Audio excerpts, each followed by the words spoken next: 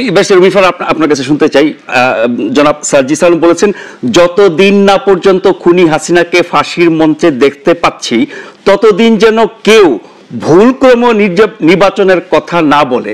আমি একজন আইনজীবী হিসেবে এটা বলি, হ্যাঁ, ধরুন একটি আইডিয়াল সিচুয়েশন, যেই সিচুয়েশনে কোনো মামলার ডিলে হচ্ছে না, মামলা সঠিক নিয়মে চলছে, যেটি একটা ইউটোপিয়ান সিচুয়েশন, যেটা হয় না কখনো, কিন্তু আমি সেই ইউটোপিয়ান সিচুয়েশনটাকে ধরছি।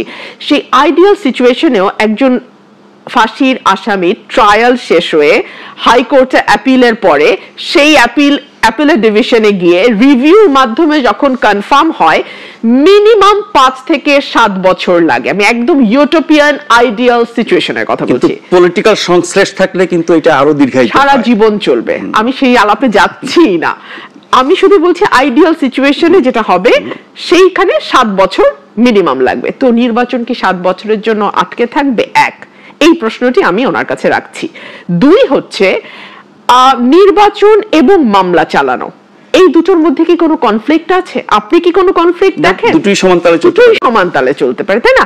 হাসিনা একদম, হাসিনা একটা কথা বলতো, আগে নির্বাচন পরে গণতন্ত্র, সরি আগে উন্নয়ন পরে গণতন্ত্র, সীমিত গণতন্ত্র, বেশি উন্নয়ন কম এগুলো কথা কিন্তু আইয়ুবের সময়কার কথা, এগুলো সময় হাসিনার সময়কার কথা।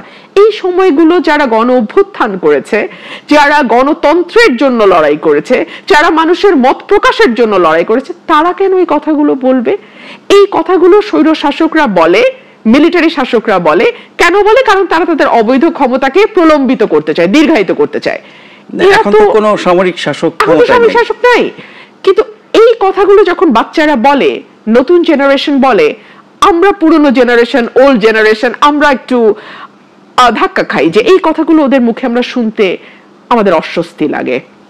আপনি আমাকে বলেন তো, একটা গণতান্ত্রিক প্রক্রিয়ায় যখন বাংলাদেশ ঢুকবে, সকল দল তার নিজ নিজ মতাদর্শ, ইলেকশন ম্যানিফেস্টো, তারা কি করতে চায় সেই এজেন্ডাগুলো মানুষের সামনে তুলে ধরবে, তাই নয় কি? নতুন যে রাজনৈতিক দলটি গঠিত হয়েছে তারা নিশ্চয়ই সংস্কারের কথা বলবে, সেকেন্ড রিপাবলিকের কথা বলবে, তারা সংবিধান সংশোধনের কথা বলবে, তারা ফ্যাসিবাদের ভিত্তিভূমি হিসেবে যে সংবিধানকে মনে করে সেটাকে পরিবর্তন করে এমন একটি সংবিধানের কথা বলবে যেটা গণমানুষের কথা বলে। আমরা তো সেটাই আশা করি। দেখা যাক তাদের সেই কথা মানুষ গ্রহণ করে কিনা।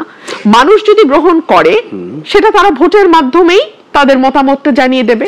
তার জন্য তো ইলেকশন যেতে হবে। অ্যাবসলিউটলি।